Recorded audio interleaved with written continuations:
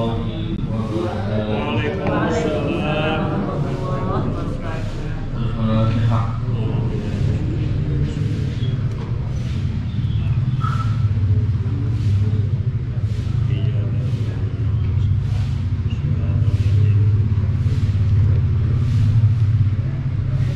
بسم الله الرحمن الرحيم.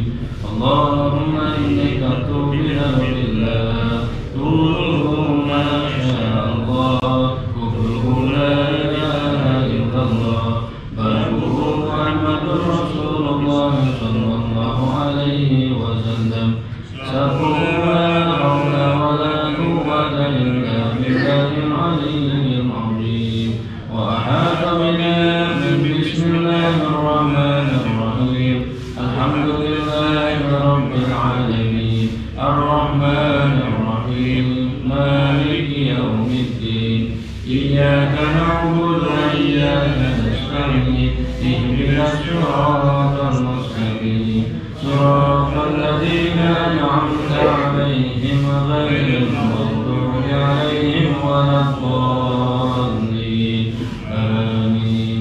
سرور وعلم الله لا إله إلا هو الحي القيوم لا تأخذه سنة ولا نوم له ما في السماوات وما في الأرض من ذا الذي يشفع عنده إلا بإذنه يعلم ما بين أيديهم وما خلفهم ولا يحيطون بشيء من علمه إلا بما شاء وسع كرسيه السماوات والأرض ولا يؤوده حفظهما وهو العلي العظيم.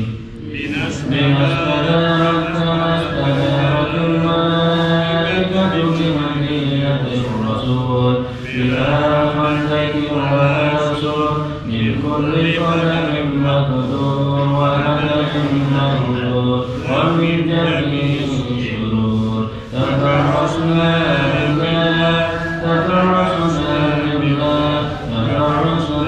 بالله من عدونا وعدونا من سائر أرضنا إلى قوم أرضنا صنعته لا تنقطع بألف لا حول ولا قوة إلا بالله العلي العظيم عزيز غفور لا تنشق بألف لا حول ولا قوة إلا بالله العلي العظيم.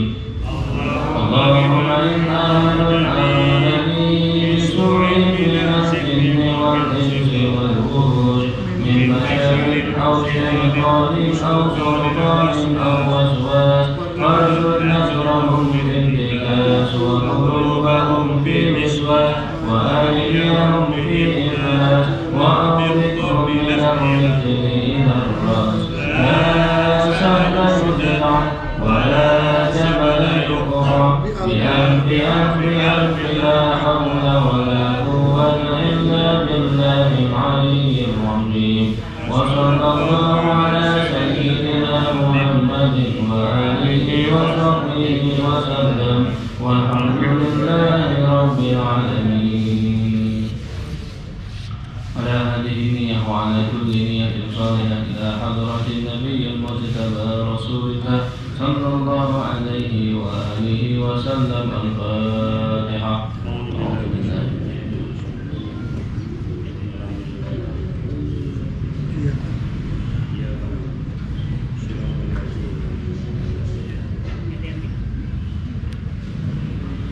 ثم إلى حضرات جميع أصحاب النبي صلى الله عليه وسلم خصوصا الخلفاء الراشدين سيدنا أبي بكر الصديق سيدنا عمر بن الخطاب سيدنا عثمان بن عفان سيدنا علي بن أبي طالب كرم الله وجهه وسيدنا عمر بن عبد العزيز وأصحاب العشرة المبشرة بالجنة رضي الله عنهم. الفاتحة.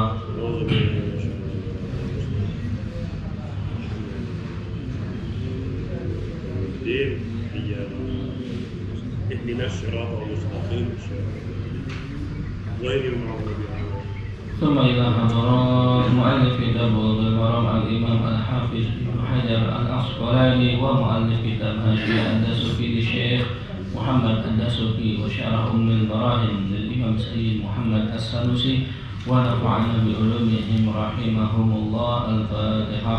أعوذ بالله من الشيطان الحمد لله رب العالمين الرحمن الرحيم إياك نعبد وإياك نستعين صراط الذين أنعمت عليهم. ثم إلى حضرات شيخنا وأستاذنا ومعلمنا ومهذبنا ومربنا ومرشدنا ومجنن في حجي عبد الله بن محمد نور بن محمد إدريس ونفعنا بعلومهم رحمهم الله. الفاتحة. أعوذ بالله من الشيطان الرجيم بسم الله الرحمن الرحيم الحمد لله رب العالمين الرحمن الرحيم إياك نعبد وإياك نستعين صراط الذين أعوذ بالله من الشيطان الرجيم بسم الله الرحمن الرحيم اللهم صل على سيدنا محمد وعلى آله وصحبه أجمعين. رب اشرح لي صدري ويسر لي أمري واحلل عقدة من لساني يفقهوا قولي. رب زدني علما وارزقني فهما برحمتك يا أرحم الراحمين. والحمد لله رب العالمين.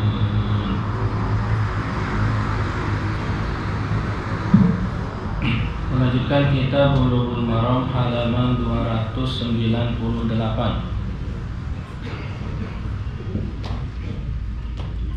Hadis ke 1485.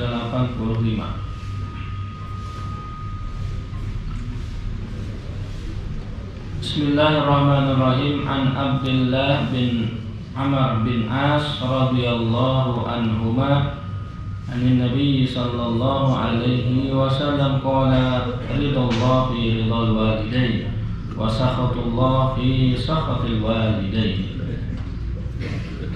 وعن عبد الله بن عمر ibn As radhiyallahu anhu, dari Abdullah bin Amr bin As radhiyallahu anhuma, anin Nabi sallallahu alaihi wasallam, dari Rasulullah sallallahu alaihi wasallam qala, bersabda. Hadis ini derajatnya hadis yang sahih, tapi ada yang mengatakan hadis ini marfu, yaitu yang langsung dari Rasul sallallahu alaihi wasallam. Ada juga yang mengatakan hadis ini mauquf, bukan dari Rasul tapi dari sahabat, dari Abdullah bin Amr. Tapi derajat hadis ini sahih ya. Hanya dari jenis hadisnya bisa marfu juga bisa mauquf. Nah, dari Rasul sallallahu alaihi wasallam, kata Rasul bersabda, ridallah fi ridal walidaini. Ridha Allah itu ada pada ridho kedua orang tua. Sudah sering kita dengar, sudah mafhum dan sudah banyak kita pahami, di mana banyak ayat-ayat Al-Qur'an yang menjelaskan tentang berbakti anak kepada orang tua, dibarengi sebelumnya dengan perintah wajib ibadah kepada Allah Subhanahu wa taala. Quran surat Luqman ayat 14, artinya bersyukurlah kepadaku dan kepada dua orang ibu bapakmu. Artinya selalu disandingkan. Jadi setelah ibadah kepada Allah langsung orang tua. Setelah wajib ibadah kepada Allah taat langsung orang tua. Gitu. Jadi derajatnya memang setelah ibadah kepada Allah baru kepada orang tua. Dan yang dimaksudkan di sini adalah yang bernilai ketaatan dalam kebaikan. Karena ada perintah dari orang tua, tapi bentuknya bukan taat, bentuknya adalah maksiat. Nah, hal yang seperti itu wajib untuk ditolak. Karena la ta'ata li makhluqin fi maksiatil khaliq. Tidak ada maksiat, tidak ada taat kepada makhluk kalau dalam urusan maksiat kepada Sang Pencipta Allah Subhanahu wa taala. Nah, jadi dilihat juga. Jadi Kalau kita berarti hukum berbakti kepada orang tua wajib betul, melakukan perintah dan segala-galanya iya. Tapi manakala itu urusannya dalam maksiat, maka wajib tidak diikuti. Contoh misalnya ada orang tua na'udzubillah menyuruh anaknya supaya jual dirinya, misal begitu. Sudah jual diri itu. Ada yang begitu? Ada yang begitu. Apa tuntutan ekonomi karena lain sebagainya. Maka Rasul itu bersabda, kadal fakru ayyakuna kufran. Kefakiran miskin itu bisa hampir membuat orang ini bisa menjadi kufur. Nah ini contohnya begitu. Orang kalau sudah dalam keadaan fakir, tidak punya apa-apa, dia gadaikan tuh imannya, dia gadaikan keyakinannya, dia jual keimanannya hanya mungkin dengan sembakonya atau mungkin dalam hal-hal maksiat. Yang penting dia dapat uang seperti itu. Jadi kefakiran seperti itu. Nah, kembali lagi, jadi yang dimaksudkan berbakti kepada orang tua dalam hal ini yaitu dalam ketaatan. Nah, Rasul SAW bersabda menyandingkan seperti itu, bahwa Allah akan ridho tergantung orang tuanya dulu. Dan banyak sebetulnya kisah zaman Rasul SAW, di zaman kita sekarang juga, bagaimana orang yang dalam sakaratul mautnya sepertinya ada sesuatu yang belum selesai, ada sesuatu yang belum beres. Karena memang kalau urusan kaitan dosa dengan makhluk, dosa dengan manusia, ini akan manjang terus urusannya. Kalau sama Allah, ya Allah, saya pernah meninggalkan ini, saya meninggalkan sholat, ya Allah, tobat, kemudian sholat lagi, selesai. Ya Allah, saya dosa begini, tobat, minta istighfar kepada Allah, selesai. Tapi kalau dengan makhluk belum selesai urusannya. Maka kalau orang sudah meninggal dunia kan, ahli warisnya kan bilang pada jamaah, kalau ada yang sangkut paut dengan hak adami, tolong datang ke keluarganya. Karena memang itu yang akan menghalangi ataupun melancarkan urusan nanti di alam barzakh. Jadi memang selesaikan urusan-urusan dengan manusia terutama sebelum meninggal dunia. Nah itu kalau urusan dengan Allah begitu, istighfar, minta ampun, taubat sebenar-benarnya, ibadah sebanyak-banyaknya, insya Allah ampunan Allah lebih luas dari segala-galanya. Tapi akan tertahan ampunan itu manakala ada sangkut paut belum selesai urusan dengan manusia. Gitu. Ada orang yang pergi ke Mekah, ada orang yang pergi ke Madinah, dia umroh, sehat, kemudian fisiknya bagus, terbanglah dia naik pesawat sampai di bandara ya di Madinah. Entah kenapa tiba-tiba nggak bisa jalan, nggak bisa ngomong, nggak bisa gerak, seperti diam gitu. Akhirnya harus dibawa ke rumah sakit. Jamaah yang lain nggak mungkin nunggu satu orang ini gagal ibadah umroh, dilanjutkan ibadah umrohnya. Jadi di Madinah belum sempat merasakan ibadah sedikit pun. Sampai ke Mekah begitupun juga sama, belum selesai ini sakitnya, ini enggak diperiksa, yang lainnya pun enggak ada masalah gitu. Akhirnya kata dokternya, ini mungkin ada hatinya yang sakit, mungkin ada masalah gitu. Oh ya ternyata betul. Jadi dia terkenal kalau di tempatnya itu sering ya menzolimi kepada tetangga-tetangganya. Nanti memang nyambung hadis, setelah hadis ini ada hadis memuliakan tetangga. Jadi mana air, pernah waktu itu dikisahkan di sini. Ada air yang harusnya sampai kepada hak si fulan, mungkin dari pancuran dari mana, sama dia dihalangi, dia tarik sendiri. Dan itu terkenal, dia sering seperti itu. Akhirnya tidak bisa ibadah sedikit pun di Madinah maupun di Mekah. Nggak bisa apa-apa, ngomong nggak bisa, itu nggak bisa. Akhirnya setelah beres ini harus pulang, kemudian dan dengan segala macam dipulangkan sampai ke Indonesia, biasa lagi. Jadi di sana nggak mendapatkan apa-apa. Apakah ada kaitan dengan dia zalim sama tetangga? Pasti ada. Karena memang kalau dengan manusia begitu urusannya. Jadi hati-hati nih kalau dengan urusan manusia, saudara, apalagi kerabat, terlebih lagi orang tua, tetangga dan seterusnya, jangan sampai ada bengkok hati ataupun ada hal-hal yang memang ini malah zalim, malah dosa seperti itu. Ini dengan makhluk begitu. Nah, kembali lagi dengan orang tua, Allah sandingkan ibadah kepada Allah nomor 1, lanjutkan dengan orang tua. Dan Allah pun akan ridho kalau orang tuanya ridho. Begitupun wasakhatullah fi sakhatil walidain. Dan murkanya Allah fi sakhatil walidain, ada pada murkanya kedua orang tua. Jadi manakala kita mengaca diri, kita melihat diri kita seperti apa, maka ini mungkin yang akan memperlancar ataupun kaitan ibadah kita kepada Allah Subhanahu wa taala dikabul atau tidak dikabul. Bagaimana hubungan dia ridho dari orang tua. Kemudian ada hadis lagi penguat di Quran banyak ya tentang birrul walidain. Ada hadis lagi yang menjelaskan. Sa'altu Rasulullah sallallahu alaihi wasallam. Ada sahabat bertanya kepada Rasul sallallahu alaihi wasallam, ayyul amali ahabbu ila Allah taala? Ya Rasul, amalan apa yang paling Allah cintai? Qala, kata Rasul sallallahu alaihi wasallam, as-salatu li waqtiha. Yang pertama adalah salat pada waktunya.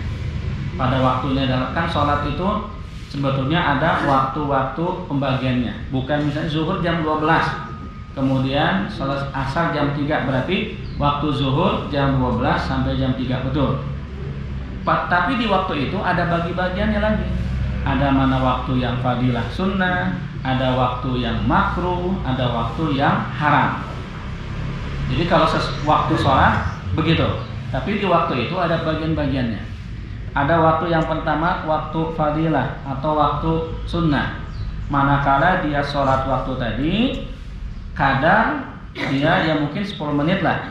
Dia wudhu, tadi mendengarkan azan, kemudian siap-siap, kemudian dia langsung sholat, maka dia mendapatkan pahala fadilah sunnah dari Allah Subhanahu wa taala karena di waktu tadi. Ini yang dimaksud dengan sholat pada waktunya. Tapi ada juga dia sholat di waktu yang haram. Maksudnya waktu yang haram, sholatnya sah, ya sholatnya betul, tapi dia dapat dosa. Kapan itu sholatnya? Misal jam 3 azan asar, dia sholatnya jam 3 kurang 2 menit. Nah, jadi dia sholat zuhurnya di waktu zuhur 2 rakaat, pas azan asar dia 2 rakaat berikutnya. Sholatnya sangat sah, tapi dia kena dosa. Dosanya apa? Dosa mengakhirkan sholat tadi. Nah, ini yang disebut dengan waktu haram. Artinya tidak cukup dia melakukan sholat di satu waktu tersebut. Artinya bagian sholat yang lain masuk waktu sholat berikutnya. Jadi yang as-sholatu li waqtiha, sholat pada waktunya, bukan berarti pada waktu-waktu yang apalagi yang haram tadi, tapi memang di waktu fadilah, di waktu yang disebut dengan waktu yang sunnah untuk mengerjakan sholat wajib. Kemudian summa ayyun, nanya lagi sahabat, setelah itu apalagi ya Rasul? Amalan yang paling Allah cintai. Qala, kata Rasul sallallahu alaihi wasallam, birrul walidaini, berbakti kepada orang tua. Qultu, tanya lagi, summa ayyun, apalagi ya Rasul setelah itu? Qala, jawab Rasul sallallahu alaihi wasallam, al jihadu fi sabilillah. Yang ketiga adalah jihad, perang fi sabilillah. Nah, jadi ini termasuk amalan yang paling dicintai oleh Allah adalah diantaranya birrul walidain. Nah, kemudian tadi murkanya Allah Subhanahu wa taala juga ada pada murka kedua orang tua. Akhrajahu at-Tirmidzi, hadis ini diriwayatkan oleh Imam At-Tirmidzi wa shahahu Ibnu Hibban wal Hakim, dan dinilai sahih oleh Ibnu Hibban dan Imam Al-Hakim. Hadis berikutnya, wa an Anas anin Nabi sallallahu alaihi wasallam, dari Sayyidina Anas dari Rasul sallallahu alaihi wasallam annahu qala, bahwa Rasul bersabda, walladzi nafsi biyadihi, demi Allah, demi zatku ada pada genggaman Allah, la yu'minu abdun, tidak sempurna bukan berarti tidak beriman, tapi tidak sempurna keimanannya. Abdul, seorang hamba, hatta yuhibba li jarihi, sebelum dia mencintai tetangganya, ma yuhibbu li nafsihi, seperti dia mencintai diri sendiri. Maksudnya apa yang kira-kira bagi kita itu adalah senang, maka kita buat tetangga seperti itu. Dan manakala yang kira-kira membuat kita tidak senang, maka jangan melakukan itu kepada tetangga kita. Atau contohnya, kalau melihat tetangga mendapatkan kebaikan, kita senang, itu sama. Jangan malah kebalikannya. Tetangga dapat kebaikan, kita nggak senang. Tetangga dapat kejahatan, gembiranya minta ampun. Tetangga dapat kebaikan, kita omongin. Tetangga dapat kelebihan, malah kita tidak senang. Nah, itu tidak masuk ke dalam hadis ini. Bahkan Rasul SAW bersabda, mazala Jibril yusini bil jar hatta zonantu annahu sayuwarithuhu. Jadi malaikat Jibril memberikan wasiat kepadaku, kata Rasul SAW, sampai saya kira tentang tetangga, saya pikir ini akan menjadi warisan kepadaku. Jadi saking seringnya malaikat Jibril memberikan wasiat kepada Rasul tentang tetangga. Kan hak tetangga ini, kalau siapapun itu orangnya, muslim, kafir, dia orang nggak benar atau siapapun, memang ada hak tetangganya. Apalagi kalau dia muslim, berarti hak tetangga iya, muslim juga iya. Apalagi sudah muslim, kemudian kerabat, dapat hak tetangga, dapat hak muslim, dapat hak kerabat juga. Tapi kalau dia sebatas nggak muslim, kerabat juga bukan, maka dia berhak hak daripada tetangga. Dan ini perlu dan sangat harus diperhatikan ya, mengenai bagaimana hak antar satu orang dengan tetangga, terlebih lagi yang terdekatnya. Kemudian jadi dijelaskan tidak sempurna iman seseorang itu sebelum dia mencintai tetangganya seperti dia mencintai dirinya sendiri. Jadi bagaimana ini agar kita bisa memuliakan tetangga. Nanti nyambung nih, ada hadis ini dan hadis berikutnya seperti itu.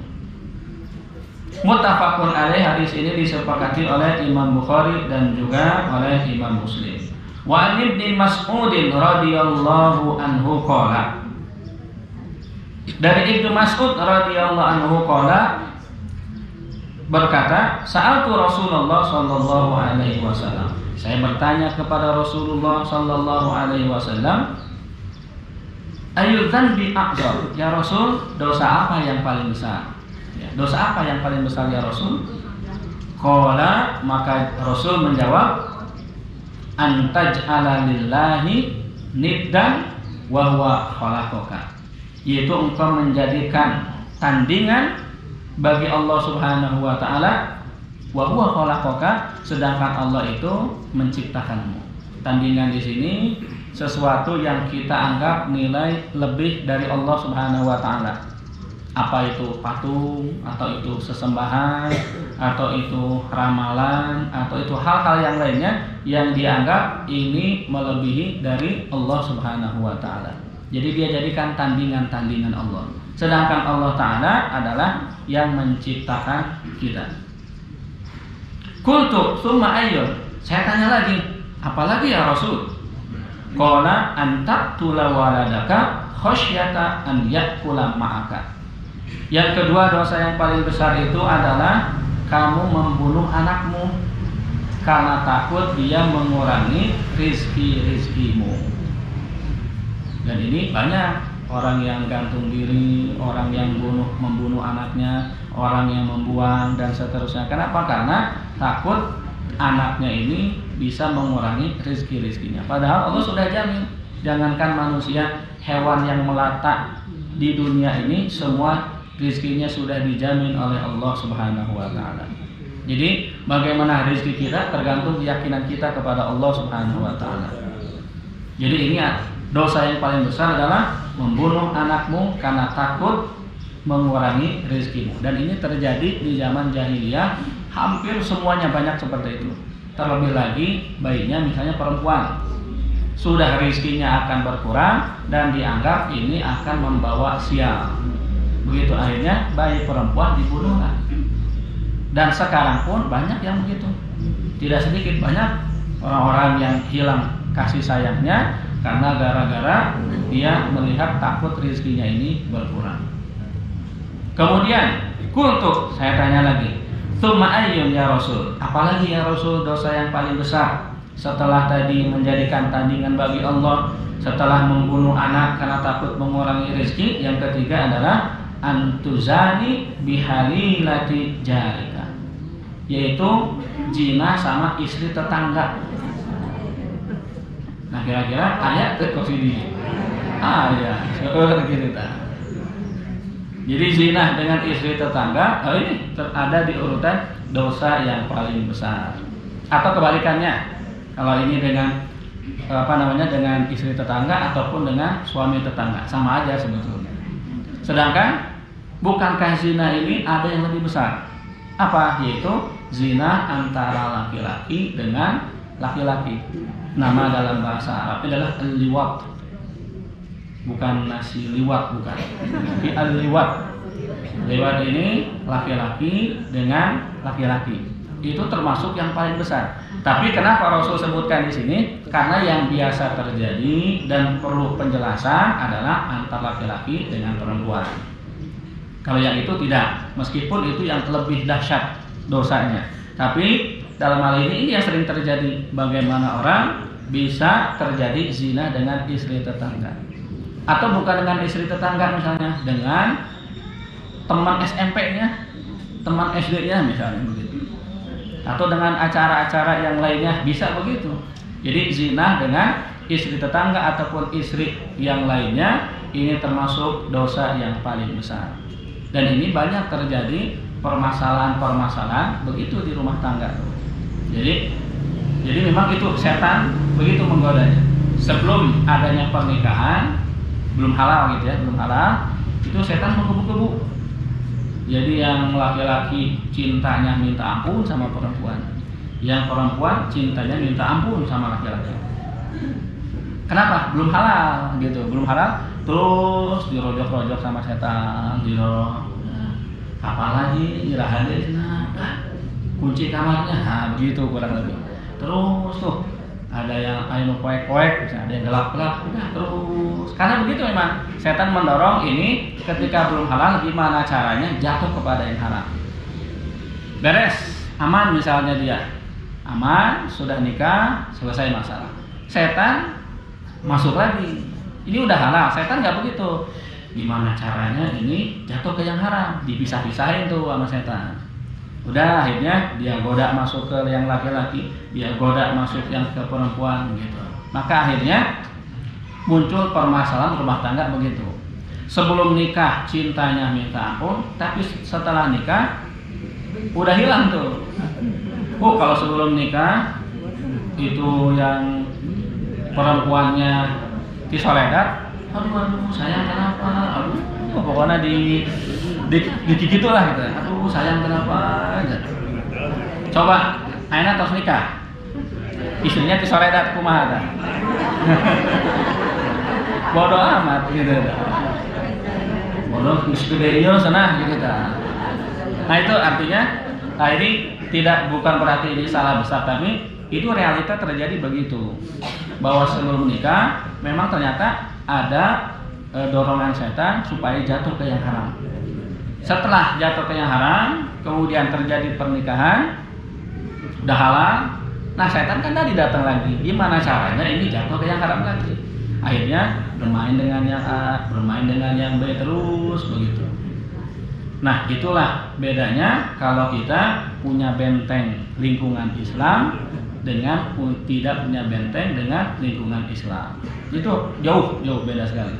Jadi selama kita kalau ngaji, kita mendengarkan nasihat, kita paham sering zikir, wirid, setidaknya ini jadi kita akan nahan gitu. Astagfirullahaladzim. Tapi kalau itu lepas, zikir enggak, wirid enggak, dengar nasihat enggak, Quran juga enggak, dia punya guru juga enggak, terjadi hal yang seperti itu, akhirnya biasa. Udah beres ini, makanya kita lihat bukan ini deh, kalau di berita artis mah udah biasa begitu. Oh ini dengan ini ganti lagi, ganti terus begitu. Nah, jadi justru dengan benteng Islam ini yang bisa menjaga dan menjaga diri kita dan juga menjaga diri keluarga itu. Jadi yang dilihat fokus adalah ingat kepada Allah Subhanahu wa taala. Ingat bagaimana nanti hidup di dunia. Karena hidup di dunia sementara gitu ya.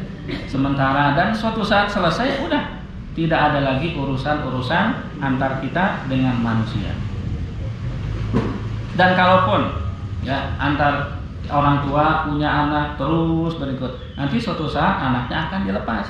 Dia harus menjalani hidup yang baru, dia dengan suami, dia dengan istrinya, punya lagi terus begitu. Nah, jadi yang penting jangan sampai kita terpengaruh dengan hidup bergaulan dengan manusia, tapi fokuslah ibadah kepada Allah Subhanahu wa taala. Nah, jadi itu dosa yang paling besar. Yang ketiga adalah zina dengan istri tetangga. Dan ini banyak sering terjadi. Bahkan bukan tetangga, dengan pembantunya mungkin aduh begitu. Ini sudah banyak kejadian-kejadian hal-hal yang seperti itu, yang berasal dari mungkin tidak ada niatan dia, tapi karena lingkungan mendorong akhirnya terjadi hal-hal yang seperti itu. Mudah-mudahan kita semua diselamatkan oleh Allah, anak-anak, cucu, keluarga semua. Allah berikan keselamatan untuk kita semua. Amin ya rabbal alamin. Muttafaqun alaih. Hadis ini disepakati Imam Bukhari dan juga Imam Muslim. Wallahu a'lam. Al-Fatihah. A'udzubillahi minasyaitonir rajim. Bismillahirrahmanirrahim.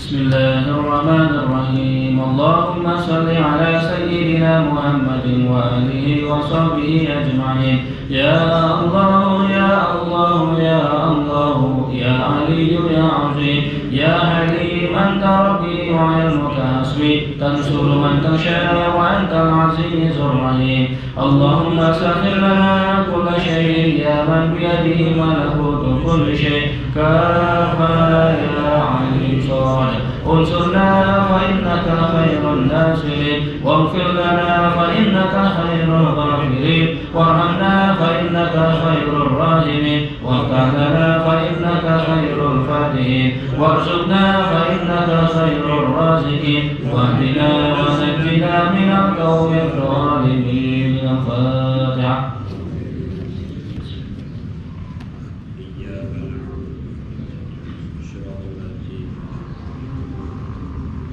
إلهي علمك كافنا للسؤال اكفني بحق الفاتحة سؤالا وكرمك كافنا للمقال اكفني بحق الفاتحة مقالا وحصل ما في ضميري وحصل ما في ضميري وحصل ما في ضميري.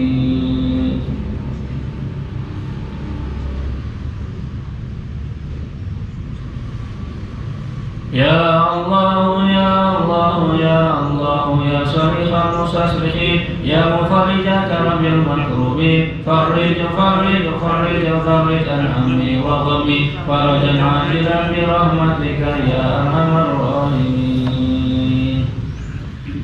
Coba sedikit kita antasuki Syarah Ummul Barahin sampai halaman 195, 2 baris dari bawah. Bismillahirrahmanirrahim. Wa in kana minal ismi kana al-badal fihi nazirul badal fi nahwi la ahada fiha illa zaidun. Wa in kana minal ismi, dan apabila badal itu dari isim la maksudnya. Ini masih bahas kalimat la ilaha illallah. La-nya ini bisa beramal dia amalan inna maksudnya. Setelah huruf la ini akan fathah setelahnya. Dan apabila badal itu dari isim la, kanal badalu fihi nazirul badali, maka badal ini akan seperti fin nahwi la ahada fiha illa zaidun. Seperti kalimat la ahada, tidak ada satu orang pun, fiha di dalamnya, di dalam mana saja, illa Zaidun, kecuali hanya si Zaid saja. La ahada fiha illa Zaidun. Ini mengambil contoh, kan la ilaha illallah begitu. Tidak ada bagaimana menentukan dhamma fathahnya dan seterusnya, memang sangat penting. Dan kalimat la ilaha illallah ini banyak mengandung struktur yang bahasanya ini banyak untuk tafsiran-tafsirannya. Sehingga pendapat kata ulama ini bacanya illallaha. Kata pendapat ini mengatakan illallahu. Yang masyhur, yang paling kuat adalah la ilaha illallah. Begitu. Jadi ini mengenai bacaan dari kalimat tauhid tersebut. Karena memang sebelum kita masuk ke fase-fase fasal yang la ilaha illallah yang kedua, ketiga, nanti sampai ada 7, dari bahasanya dulu memang harus diperkuat. Harus kita tahu bagaimana kedudukan kalimat-kalimat la ilaha illallah tersebut. Ini sekarang na'udzubillah tsumma na'udzubillah, kalau sampai terjadi, jangankan mengenai berkebudayaan. Jadi artinya kalau agamanya cocok sama budaya, jalan. Tapi kalau agama syariat Islam gak cocok sama budaya, gak boleh jalan. Gitu. Nah ini sedang digagas seperti itu, dirancang mau arah situ. Nah geraknya gimana? Alhamdulillah ulama-ulamanya tidak diam. Memang kan kita jihad dengan yang lainnya nggak bisa, hanya jihad dengan dakwah dengan lisan. Terus sampaikan, terus kita punya di media sosial, terus sampaikan bahwa ini akan mengarahnya seperti itu. Banyaklah dibahas-bahas. Ini arahnya memang mereka yang duduk di sana, yang termasuk anak cucu simpatisan dari anak PKI tadi. Jadi dihilangin tuh nanti. Jadi Indonesia ujung-ujungnya sudah tidak negara yang bukan negara asas agama. Kalau sekarang kan diakui agama Islam, Kristen diakui, kemudian Buddha, Hindu, ada lah, masing-masing punya agama sesuai dengan keyakinannya masing-masing. Nah nanti dikiki satu-satu, akhirnya Indonesia sudah tidak punya agama lagi. Hilang tuh agama di Indonesia tadi. Padahal di Indonesia 80% sekarang umat Islam semua. Nah tapi itu karena yang di atasnya mereka kan gampang, tinggal buat tanda tangan, dirancang, jadi. Kita kan yang di bawah, umat Islam udah bager lah gitu. Kita maafin, nggak ingin macam-macam, nggak ingin apa-apa, hanya memang jangan sampai ibadah kita diganggu gitu. Kita ingin ibadah dengan tenang. Nah ini yang penting dari sisi keyakinan akidah kita. Negara kita ini sedang mau digeser ke arah sana. Mudah-mudahan tidak terjadi. Dan insya Allah tidak akan terjadi. Dan kalaupun itu sudah akan ke arah sana, maka itu ladang jihad kita semua. Jadi kalau sampai terjadi begitu, maka semuanya sudah wajib untuk berjihad. Hanya jihadnya jangan langsung bawa pisau, bawa golok, jangan dulu gitu. Itu biarkan, itu ada bagian-bagiannya. Kalau kita jihadnya, tetap kita syiarkan Islam, kita syiarkan untuk agama, kita syiarkan untuk sholat jamaah, kita syiarkan semuanya, disiarkan ramai-ramai, azan kita syiarkan, semua disiarkan semua. Nah itu bentuk jihad kita. Adapun jihad yang lainnya masing-masing ada. Yang di atas dia punya jihad, dia menentukan kebijakan. Kemudian yang jagoan-jagoan, misalnya jawara-jawara, dia jihad siap-siap ya. Nah kalau kita jihadnya mensiarkan Islam, mensiarkan ibadah kita kepada Allah Subhanahu wa taala. Mudah-mudahan dengan seperti itu kita menang. Amin ya rabbal alamin. Nah kemudian li'anal badal fil mas'alataini wallahu a'lam. Insyaallah kita bahas Jumat yang akan datang. Mudah-mudahan Allah Subhanahu wa taala menjaga iman, akidah kita, iman Islam, dan mudah-mudahan yang kita doakan juga, yang kita niatkan keluarga, anak-anak, cucu-cucu kita semua diselamatkan oleh Allah Subhanahu wa taala. Amin ya rabbal alamin. Al-Fatihah. A'udzu billahi minasyaitonir rajim. Bismillahirrahmanirrahim. Alhamdulillahirabbil alamin.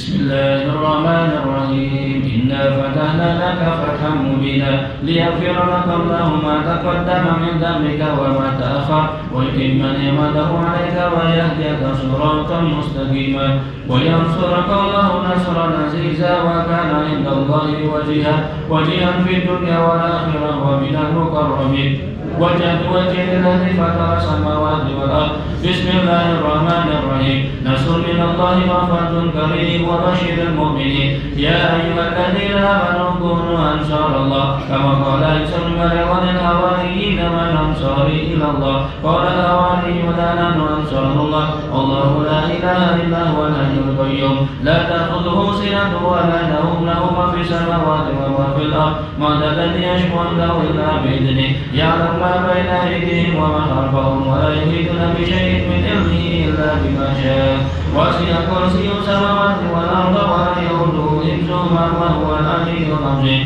بسم الله الرحمن الرحيم لو أنزلنا هذا القرآن على جبل لرأيته خاشعا متصدعا من خشية الله وتلك الأمثال نضربها للناس لعلهم يتفكرون والله الذي لا إله إلا هو عالم الغيب والشهادة هو الرحمن الرحيم والله الذي لا إله إلا هو الملك القدوس السلام المؤمن المهيمن العزيز الجبار المتكبر سبحان الله عما يشركون والله الخالق البارئ المصور له الأسماء الحسنى يسبح له ما في السماوات والأرض وهو العزيز الحكيم ويد نفس بالله تعالى من كل ما يسمع بأذنيه ويبصر بعينيه ويمشي برجليه ويبطش بيديه ويتكلم بشفتيه أوصد نفس بالله الخالق الأكبر من شر ما خاف من الجن والإنس ويدور بها سجاره وجلست له وتقدست أسماء ولا إله غيره اللهم إني أجعلك في نور أعدائه وأعوذ من شرورهم وعدم مكرهم ومكائدهم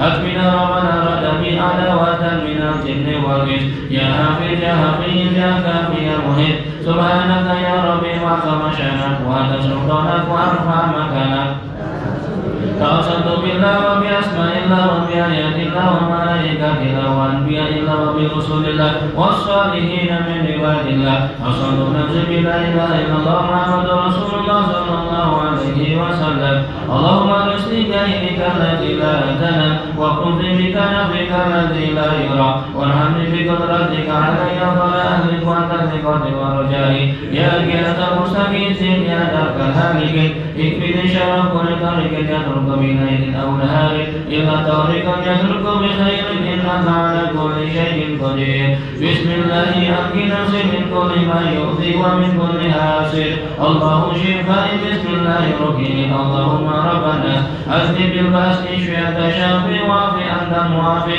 لا شفاء إلا شفاؤك شفاء لا يغادر سقما ولا ألما يا كافي يا وافي يا حميد يا مجيد ارفع عني كل تعب شديد واكفني من الهدي والهدي والمرض الشديد والجيش العظيم واجعل نورا من نورك وعزا من عزك ونصرا من نصرك وبهاء من بهائك وعطاء من عطائك وحراسة من حراستك وتأييدا من تأييدك يا ذا الجلال والإكرام والمواهب العظمى أسألك بك ولا أسألك بأحد غيرك أن تغفر شر كل شر إنك أنت الله الخالق الأكبر وصلى الله على سيدنا محمد وآله وصحبه وسلم تسليما طيبا مباركا فيه والحمد لله رب العالمين ظاهرا وباطنا وعلى كل حال يا أرحم الراحمين والحمد لله رب العالمين ولكم منكم والسلام عليكم ورحمة الله وبركاته.